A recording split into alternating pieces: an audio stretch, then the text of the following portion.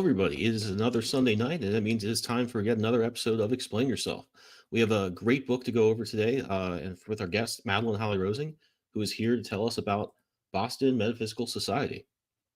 Thank, Madeline, how's it thank you going? so much for having me on the show. I'm happy to spend my Sunday evening with you. Likewise, thanks for coming on. Um, Great to have you. So, Boston Metaphysical Society is on Kickstarter now. You're doing a volume two Yes. kind of collection campaign. Tell us about the Boston Metaphysical Society story overall. Sure. For those who aren't familiar with the series, it's about an ex-Pinkerton detective, a spirit photographer, and a genius scientist who battles supernatural forces in late 1800s Boston. We started with a 6-issue miniseries with art by Emily Hugh, which is in volume 1. And what we're doing here is a volume 2 special edition hardback. We did a special edition hardback for volume 1 earlier this year, and people said, like, okay, well, where's volume 2? So here I am with volume 2. And this collects our 4 standalone sequels with art by Gwen Tavares, plus a exclusive 10-page story with art by Claudia Boni that will only be in this edition, plus pinup art that probably, unless you've been with me since the very beginning, you've never seen. So that was a lot of fun putting it all together. And we have a lovely cover by Claudia Nuciello, which you can see a portion of it right there as part of our thumbnail on Kickstarter. And we're about almost halfway through the campaign. And we're in what we call traditionally the doldrums. That happy place where everything slows down to a slow crawl, no matter who you are. It's just a matter of degree. I have heard so many people talk about that middle part of the campaign in the last, Mhm. I would say maybe just the last month or so, and I've never heard the same opinion twice. Some people think really looked at their numbers and said, "Well, I was getting people looking at it, but not converting any of the backers." Another person was actually using a lot of Facebook ads to bring traffic to his campaign during the dead zone. So the Kickstarter, his theory was that Kickstarter kind of bumps it up in its rankings to show to people.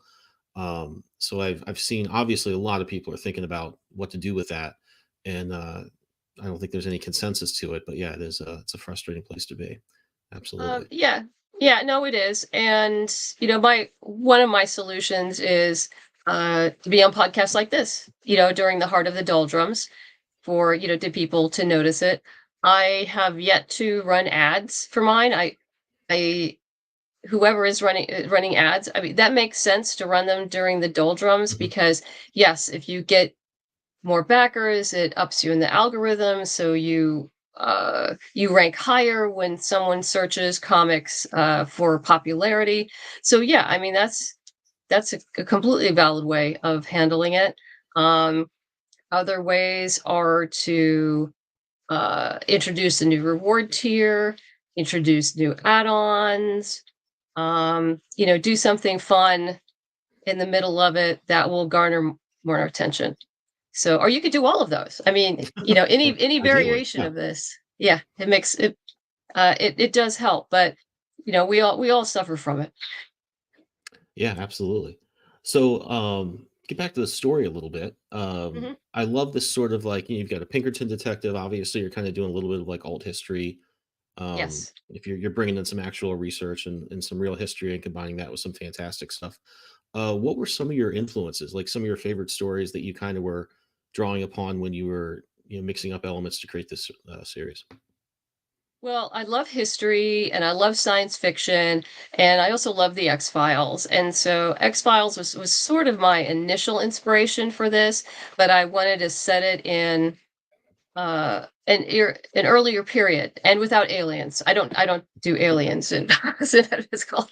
Um so I've had people ask for aliens, but no, we're not going that way. And so yeah, it was sort of a marriage between all of that. But the key driver was when I had initially developed this as a TV pilot. You may Mhm. or may not have heard this story. I tell it a lot.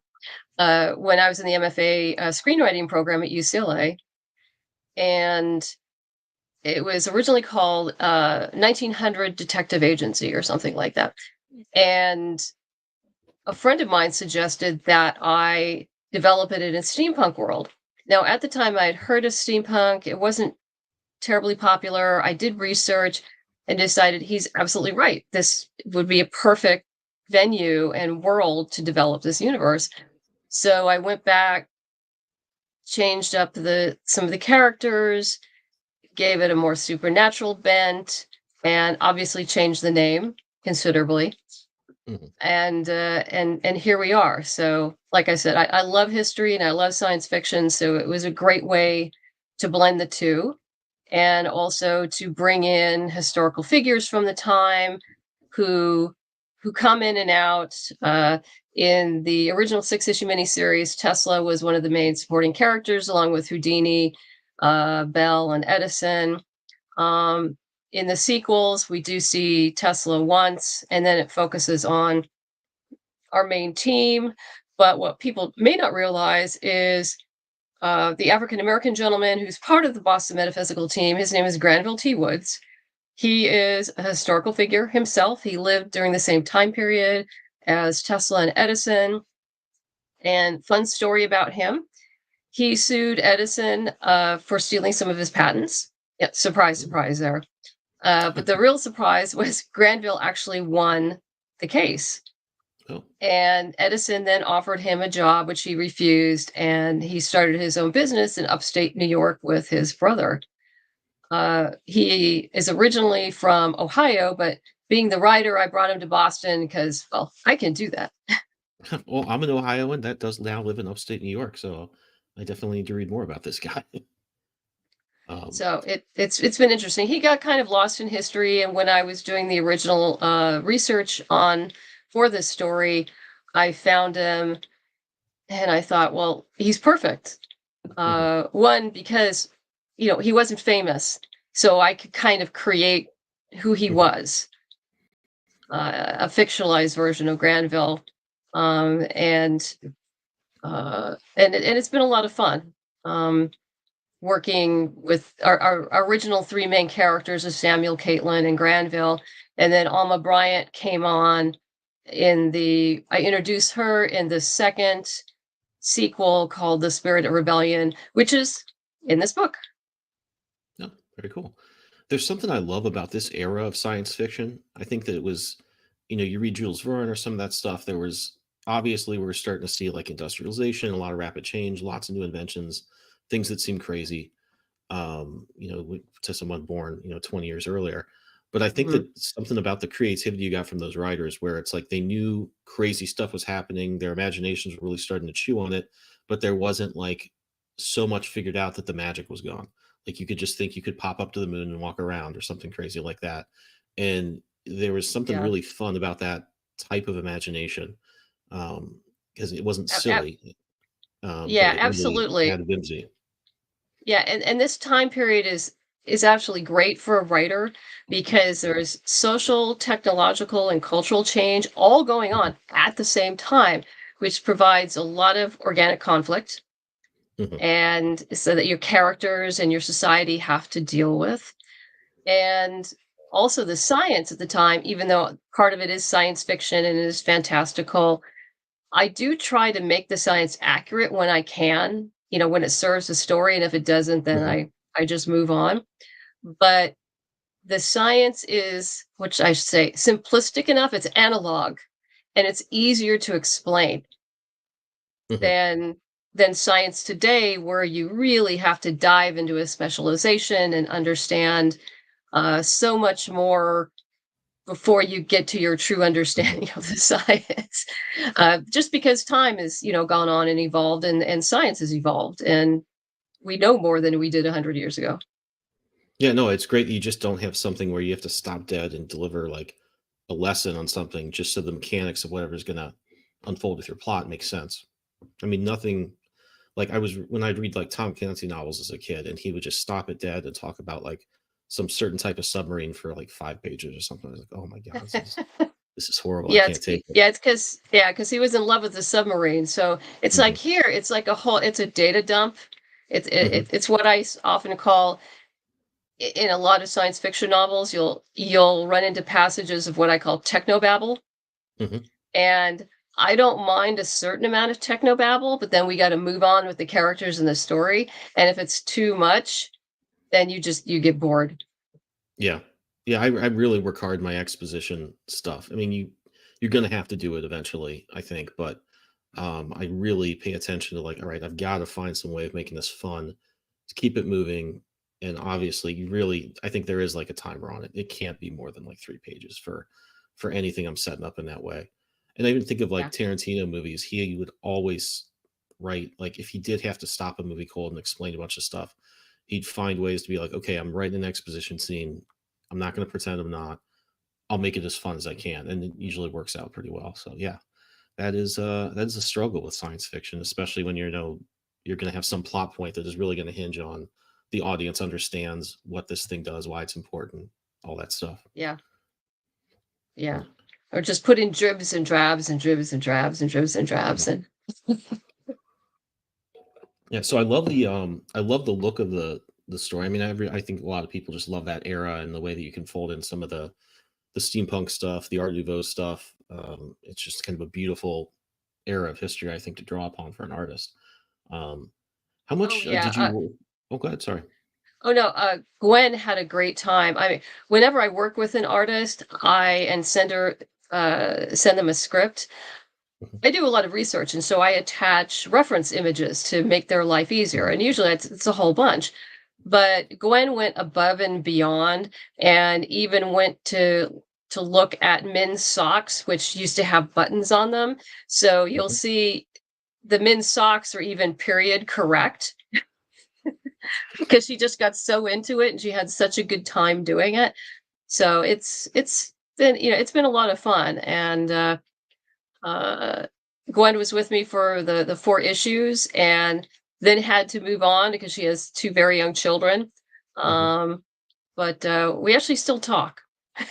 Oh, good, good. Yeah. Yeah, I mean, sometimes you get scripts, especially if they're like really dense.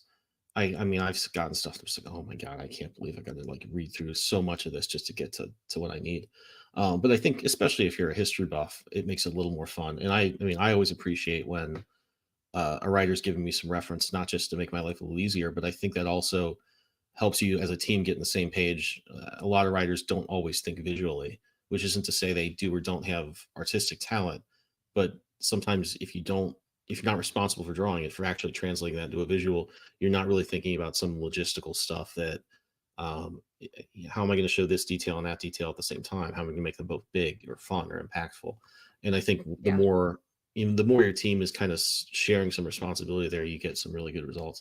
I was going to ask you actually about Mhm. how you worked together with that, and you sort of answered it. But I love these pages that the city views. I mean, first of all, I always have so much trouble coloring like city scenes. Obviously, not everything's the same color. Mhm. It can get really muddy and it's a mess. The color schemes here are just beautiful and really the right amount of pop. Nothing's too Yeah. crazy. Nothing looks messy. And it really looks like it brings the period out a little bit. It looks like all the art you see of stuff like that. And I Yeah, can see it. Gwen also did the coloring. She did the art and the coloring, and has done a marvelous job in these 4 sequels. It's always it Yeah, like I said, it's been a lot of fun working with her. And just as an added note, when you're talking about scripts and to an artist, when people ask me, okay, what's different about a comic script as opposed to, say, a TV or a movie script, because they're both in a visual medium. And I tell them the difference is that a comic script is actually a communication document from the writer to the artist to the colorist to the letterist and possibly pre-press. So that's how I think of it. It is a communication document to your team. Mhm, And so that's how I look at it. So hopefully I'm giving them all the information they need to do their job. And of course, if they have questions, they can always ask me, or if they need a reference, a material or image. It's like, no problem. I'll go find it for you. mhm. Um, But yeah, that's how I look at comic scripts. Yeah, I mean, it's really important. I think I've read a lot of scripts that obviously, I mean, I think almost half the people we talk to, something started off as a different type of thing, and usually a screenplay or a a Mhm, script of some kind that wasn't comics. And most of the people I've talked to actually appreciate the difference, but a lot of scripts I've seen I think don't. Is that a lot of things just don't work in comic book language as well as they do in a an edited movie with a bunch of cameras and acting and movement and all that stuff. Not to say that mhm. it doesn't like couldn't translate, but it actually just doesn't look cool or isn't fun to do it in the same way. Like I'd written a story that's just kind of a quick 8-page action story, and I had this kind of Spielbergian part of the fight where this guy couldn't get to his gun, and I kind of had this back and forth where he tries a couple different ways to get it, and that would have been really cool in a movie. But I'm kind of sitting there breaking it down on the page. I'm like, yeah, this isn't fun to It read does about for a page in a comic book. Yeah, It's it does too doesn't complicated. doesn't quite work. And Yeah. and that's one thing I learned when I adapted my TV pilot into the original 6-issue miniseries is uh, the instructor that I was learning from said, that's all fine and dandy that you have this pilot script, but you're going to end up putting it in the drawer Mhm. and starting from scratch because it's not going to translate. And, you know, being, younger and stupid, I'm like, oh, I bet I can do it. I bet I can do it. And so, yeah, well, I tried, discovered he was absolutely right, and I'm like, okay, we're starting from page one again and redid it. And Mhm. it worked out way better. And once I understood that, it's like, okay, let's take the core of the story but I have to rewrite it in a different medium. Mhm. And so, like you said, something like trying to get that gun in a movie, that's like a John Wick thing, and that's a lot of Mhm. fun where you're doing all that. But in a comic strip, that would get old pretty quick, Yeah, I mean, it's the I same think. drawing Yeah, over and over again. Yeah, it just isn't like yeah, I kinda had to I was really in love with this sequence, and I kinda said, "Okay, this just, like, isn't fun to look at for a page and a half," or whatever I think it would have taken to actually do that. yeah, And I think that's something that's really important to do. It's just concentrating not on just what you can actually do in comics, but what stuff do comics do well. I mean, I've seen a lot of great humor comics in the last couple of years as I've been talking to people, but I always kind of felt like humor is like really sparingly, I think is best to be used sparingly in comics just because they don't, you can't have the type of humor you have in a sitcom. It's just not going to work out as well. And in most cases, and that's, I would think the people that do it really well focus on things that are like visual gags that comics can do well. And I think it's really important to be paying attention to stuff like that. One thing you said about rewriting your story, did you find it was a lot easier to kind of like if you had to put that in the drawer for a while, come back to it, do it in a different medium with different rules? Did you think that made it a stronger story or maybe brought out things that you hadn't seen in it before? yes, absolutely. And a lot of that has to do is that over time, I like to think I've become a better writer, Mhm. and so I've come with a different skill set or more tools in my Mhm. toolbox to to work the story. And and that changes with every I have more tools in the toolbox with every story I do. So if I go back to something, I look at it a very different way than I did when I first wrote it. Mhm. Yeah, no, I think that's something that I didn't really appreciate the value of until I had to do it. I had to take like a 12-page comic and reduce it down to 7 and then actually to 4 issues, and it was like Mhm. challenging. And I almost thought like, oh my god, I just no. The answer is no. I won't do that. And I kind of thought about it for a while and thought about it more. And it's like actually that could be cool. And I think it made it better because I had to focus on like I had all these plans for like these side plots I was really in love with and other characters, and I do miss them. Um, and there are parts of it I kind of look back and like, oh, I really wish I could have put that in, but ultimately it kind of kept my focus on the main character and his journey in a way that I don't think I had in the 12 issue version. It made it a lot better. And I think I didn't that wasn't even clear to me until I had to do it. Yeah, uh, sometimes you have to do it the hard way to make it better. And I've had stuff I have beta readers for my comics, Mhm. and I remember with one particular story, I'd done a few drafts of it and sent it off to him, and then he comes back, and I could just tell from all the questions he was asking, I went like, "Oh, this is a page one rewrite," Mhm. and I knew it was, and it kind of makes you sad and you kind of like sigh a little bit, but I'd never feel bad about it because if it makes a story better, Mhm. that's all that matters. And yes, it's going to take more time and take more effort, but it's all worth it. So, yeah, it's writing is a hard job. And It is, sometimes yeah. as yeah, and then, the favorite thing is, killing your babies as they say, and sometimes you have to do that in to make the story better. Yeah, no, I think I've definitely shared my comics with people, and they sometimes actually, I'm surprised sometimes they get more than they think they will, or they figured out more about something than I thought. They were engaging in a different level than I thought they would. I was pretty happy about that, but I also was not necessarily upset, but very surprised in a not pleasant way about kind of what they focused on a little bit sometimes, and which is ultimately obviously fine and really good, but Oh it's yeah. just really weird to think of people engaging with different parts of it in different ways. And you think like, I wrote this, I kind of felt like it was a roller coaster that they were going to stay on the track, and sometimes they go a little off, and I've always been surprised to hear what somebody kind of takes away from it. It's usually never quite what I think it would be. Oh no, and it's always interesting, and often I'll get inspired by other people's takes on it. And every once in a while, I'm asked a question. Well, who's your favorite character of our original three main characters? And you can tell they're going to automatically assume that it's Caitlin because she's the Mhm. female character. And I was like, well, of course I love Caitlin. I created her, but often my favorite character is Granville because many times he's the smartest person in the room. And I kind of look at my original three characters of Samuel, Caitlin, and Granville as, Kirk, Spock, and McCoy.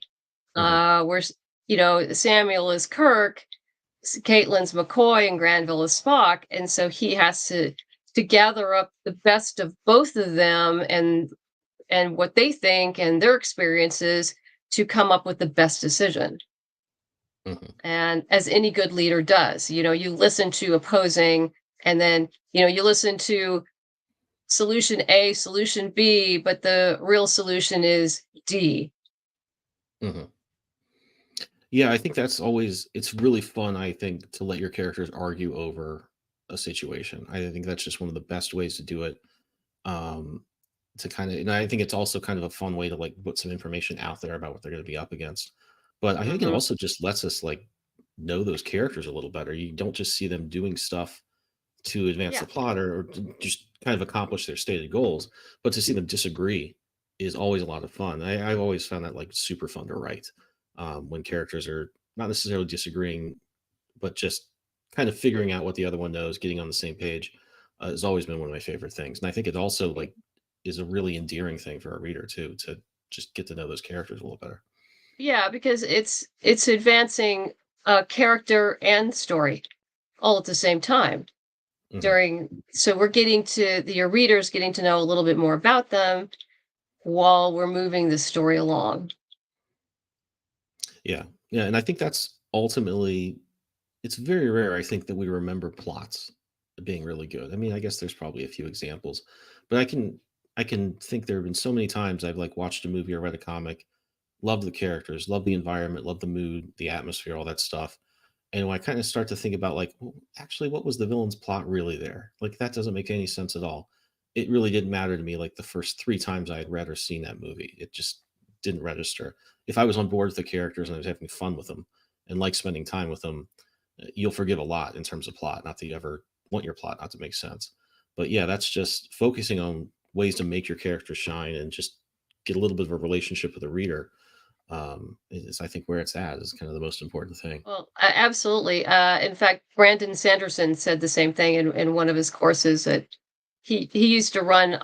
They could still be there for all I know. His creative writing Mhm. courses from BYU on YouTube. And Mm. one of the things he said that always stuck to me is that your readers will, for if your characters are good enough and your readers are engaged with your characters, your readers will forgive you for the occasional plot hole or inconsistency as long as they're engaged. You have engaging characters. Mhm. Yeah, I think there are a lot of plot holes I think I realized and looked back at my stories, and no one's ever brought it up to me except my wife, I think. Saying, "Well, actually, why did they didn't really need to do that, did they? Or why did they do this?" I'm like, "Yeah, okay. Hopefully nobody notices, nobody else." But I've noticed I'll make these YouTube videos about comic artists I really like, where I find a bunch of high res pictures that I can kind of use as like the backgrounds and talk about their life and their work and stuff like that, and where I think it fits in with other stuff. And there's no character there at all. Obviously, you're just telling a story and you're showing Mhm. art. But the amount of comments I get on any inconsistency, anything I get wrong, like slightly wrong, like I mispronounce a name, people are all over it. And I think it's funny, and I'm glad they're doing that. At the same time, it really has made me think, like, how come people are so quick to jump on that? I'm sure a lot of it's just the platform and what people are used to doing there. But I think Yeah. when you're engaged in something that is just information and they're like, no, no, that's not the way you pronounce that guy's name, or this guy did the Hulk before he did, the X-Men or something like that. And they will be right on that. I think that when you have a character there and you're telling a different type of story, that part of people's brains ideally is like totally shut off. Yeah. Probably. Yeah. Mm, very cool. So, kind of switch gears here a little bit and ask you about how you plan out your campaigns, how you plan out your costs and fill everything, all that stuff. So, this is a collection of the stories that backers have followed before. Have you Correct. seen a lot of your backers that have supported previous campaigns and maybe already have single issues of this stuff still come out for the hardcover and the collection? Yes, because actually, this is the second time we've done a volume two collection. Mhm. We did a trade paperback of volume two a couple of years ago, 2 or 3 years ago, and but not a hardback. And so I decided that time to do a hardback. And but I did have a new 10-page story in that one as well. This is a different one, but I've never included pinup art. So yeah, but the answer is yes. People are coming back because Cool. this way they do have the hardback that they can put on the shelf next to the volume one. You've got the volume two, and I know some people will get both. They'll get the hardback, and that's the one that stays pretty up on the shelf, and Mhm. then the trade is the one they'll thumb through and look at and allow people to touch. Yeah, very cool. So logistically, I was trying to put together a hardcover campaign of my own for one of my books, and the big bar obviously is, with some of my other campaigns, I've just done print on demand. So however many printed copies I need to come up with, uh, I could just build the costume for singles, and that'll Yeah, be fine. I know I won't get it over my head. With hardbacks, especially, you have to get, I would think, at least 500 printed up, so you have to kind of meet that minimum bar. yeah. But you're doing a soft cover and a hard cover. So Mhm. how did you go into planning that out where it's like, okay, I know I need to probably print out a minimum of 500 of each. When you're setting up your campaign goal, did you have extras from other campaigns that you could lean on and you had some inventory? Was it kind of just all going to the printing costs? Like how did you kind of sit down and figure that out? Well, for the hardbacks, the primary cost is the printing. Mhm, And what I do is I talk to my printer and I get a quote. mhm, And I look at that quote, gauge what how much that quote is, the price of the books, and what I can, reasonably expect to get on Kickstarter, and with some variation. Choosing goals is as much funding goals is as much about your budget as about meeting expectations and perceptions of backers. And as a backer myself, I will look at a campaign and its funding goal and immediately know if it's realistic or not, Mhm. because I know how much everything costs. Yeah. And other people have a feel for it too. If you back enough of these, you just have a feel. Mhm. And what people will think is, like you're asking too much.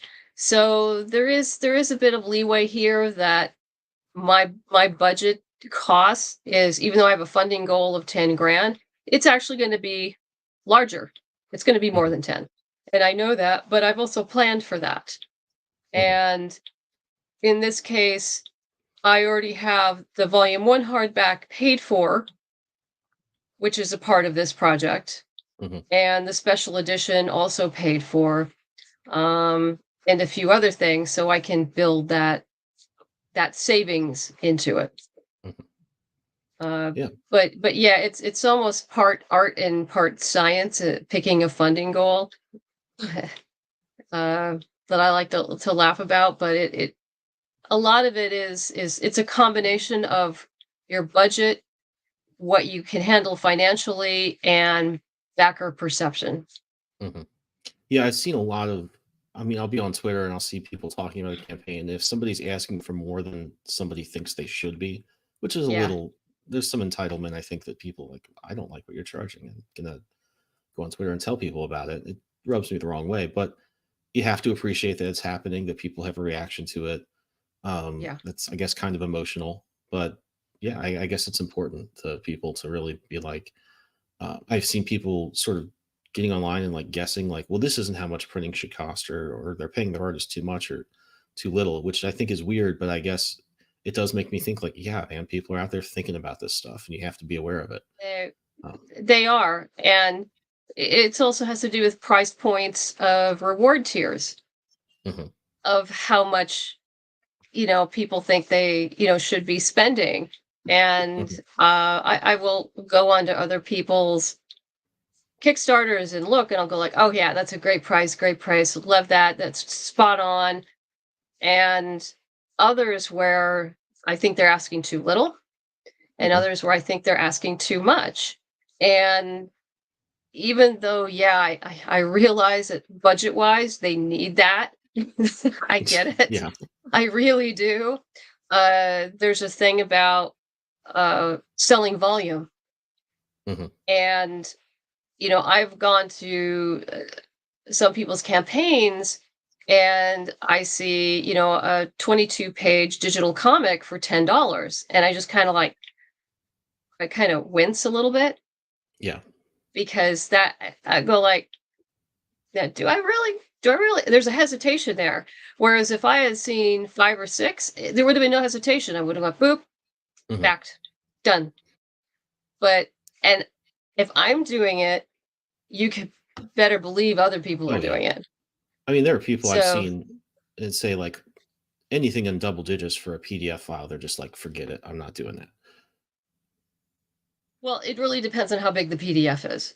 Yeah. And I mean, I have a $12 minimum digital reward tier, and that's for, it says 174 pages. It's actually going to be 176, by the way. Mhm, We're doing pre-press right now, so we're hammering all that out. Um, and then I have digital packages that vary in size. You can just get the comics in prose, or you get comics prose and the audio drama. mhm, For an additional $10 on top of that, you're getting a full 4-hour audio drama. That's a full cast, special effects, like your old time radio play. That's a very good deal. And yeah, I think very hard about the price points uh, between, you know, other people's budgets and my budget, uh, and it all seems to work well because you are getting a lot of bang for your buck. mhm.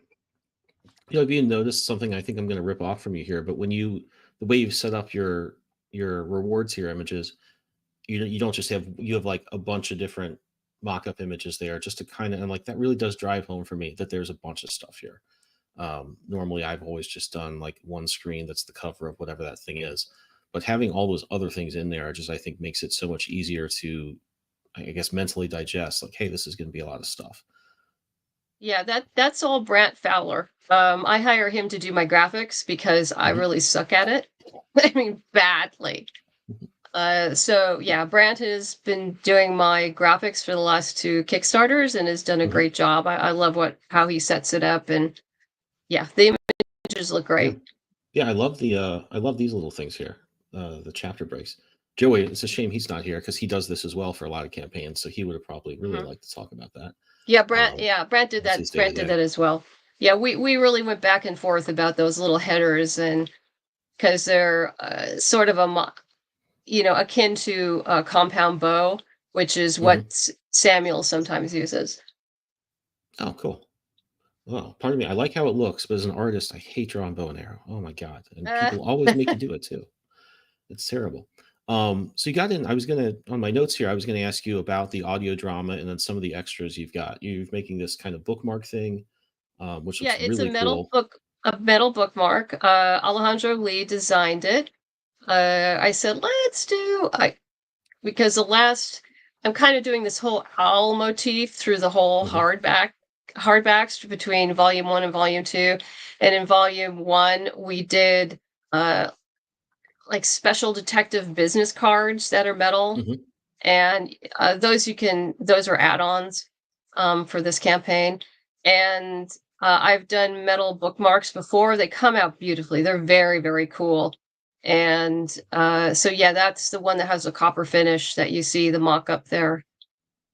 I love this design. I mean, this Art Deco looking thing. It's really cool. I think that's gonna look so awesome with like actual kind of copper texture on it. Oh yeah, no, it'll look good. I've done these before, and with Alejandro's help, Mhm. and the manufacturer is actually here in California. Oh, So okay. uh yeah, so it's all US, all Oh, very US cool. made. Okay, are you printing it in America as well?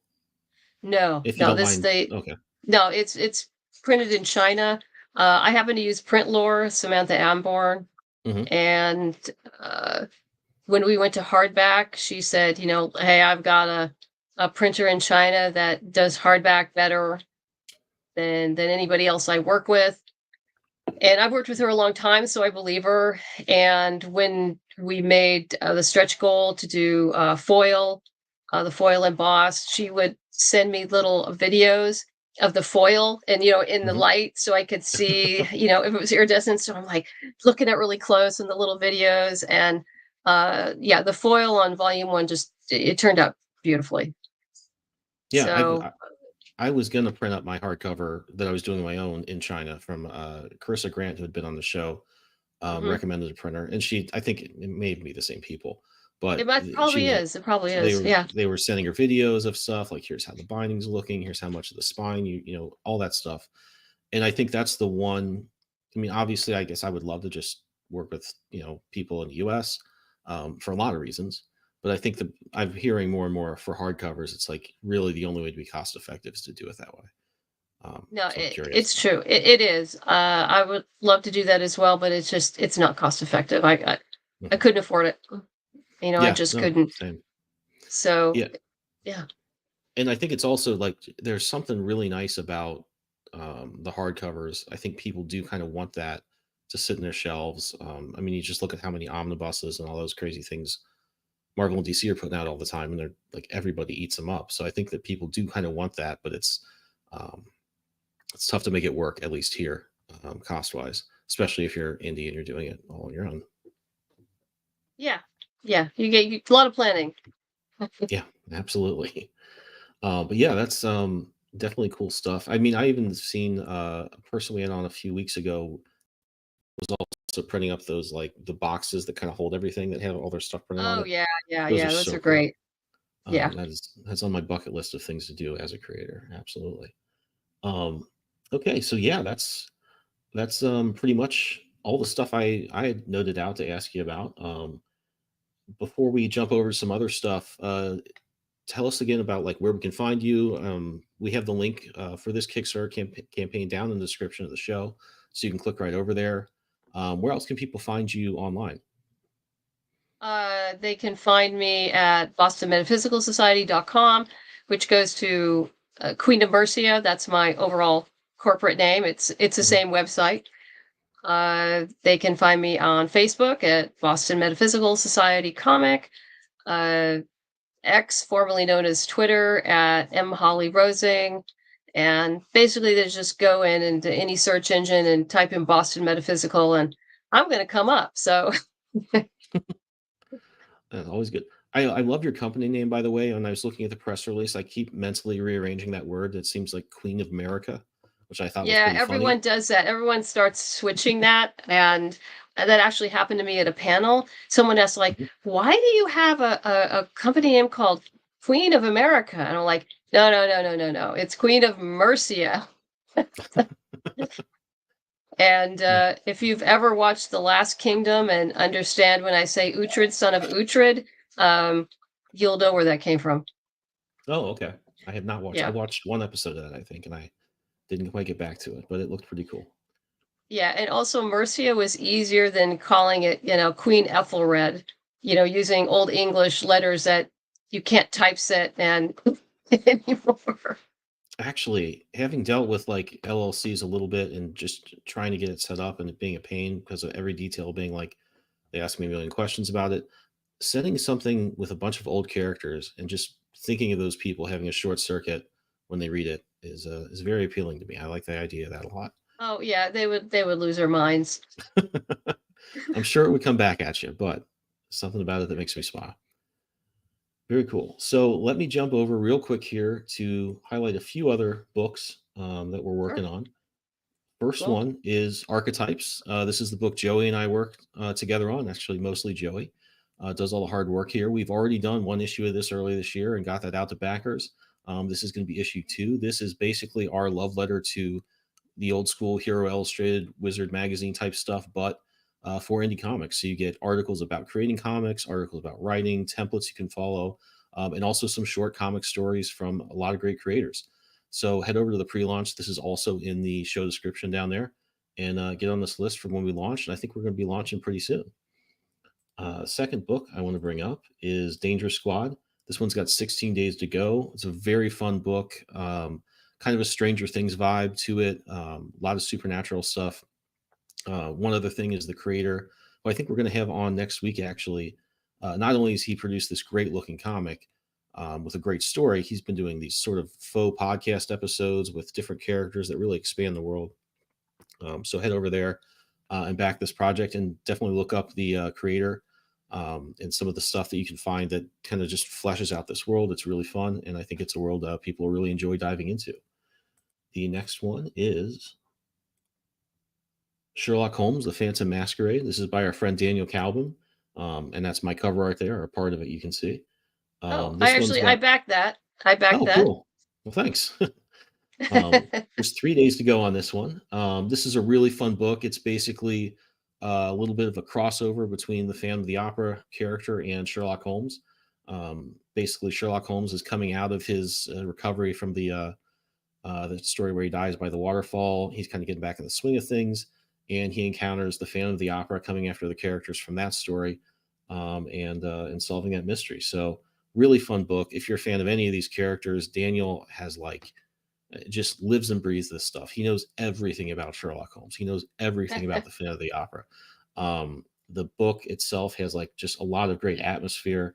So if you're a fan of these things, if you're a fan of old Hammer horror movies, you're definitely going to love this one. And I hope everybody will go over and check this one out if you haven't yet. And the last one I'm going to bring up is my book, which we're going to launch pretty soon here. This is the sequel to We Are Scarlet Twilight.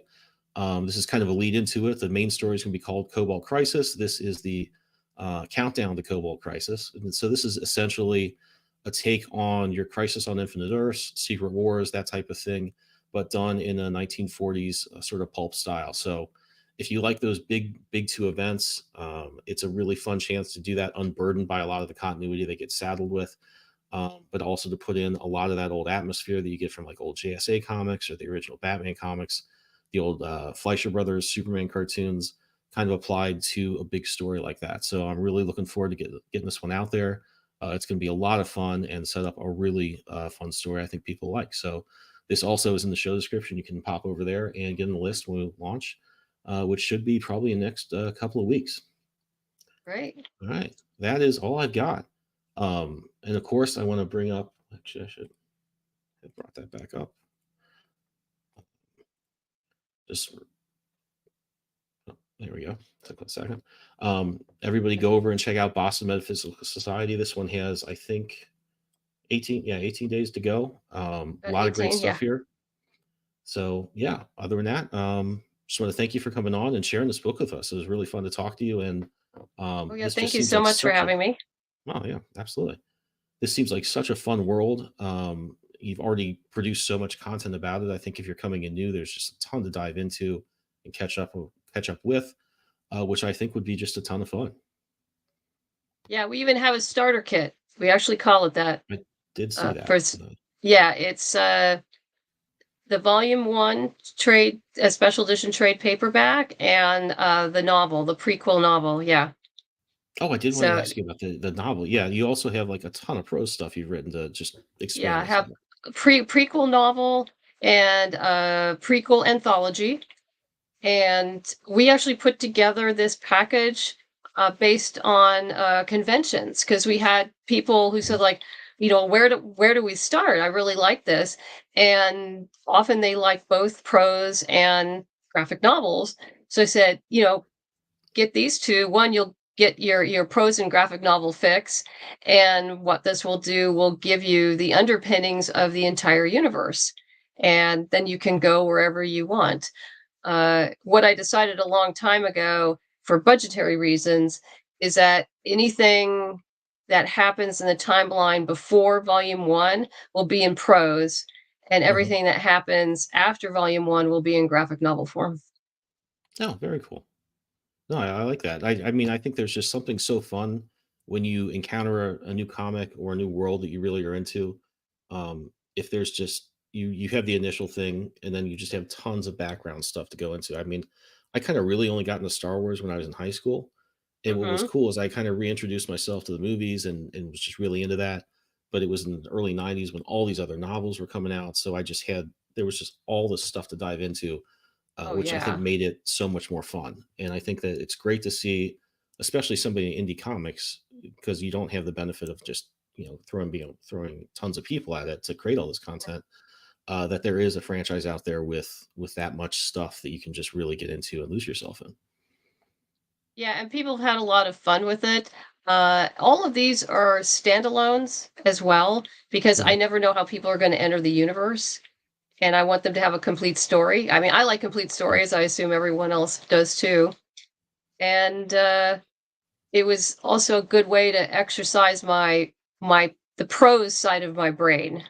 Mhm. And but all everything enriches everything else. So you can just read all the graphic novels, be perfectly happy. You've got everything you need there. But if you want to enrich that experience, then you can start reaching out to the prose and or the audio drama. Yeah, that's so cool to see. I mean, I think that's just uh I think it shows a lot about thinking about a fan's experience or a backer's experience when you have all that stuff there. You're kind of giving Yeah. them the chance to engage on it, whatever level they're comfortable with or they're going to enjoy. But I think that's a pretty rare thing to just have this much content, this much depth to a world that you can jump into. And I think that's something people are really looking for. I hope so. Yeah, absolutely. Well, that's a good note to end on. Madeline, thank you so much for coming on and sharing the book with us. It looks great, and the campaign's doing fantastic. So, congratulations. Thank you very much, and thank you so much for having me on the show. All right. Well, everybody, I hope you've enjoyed taking a look at this book. We will see you next week. Goodbye.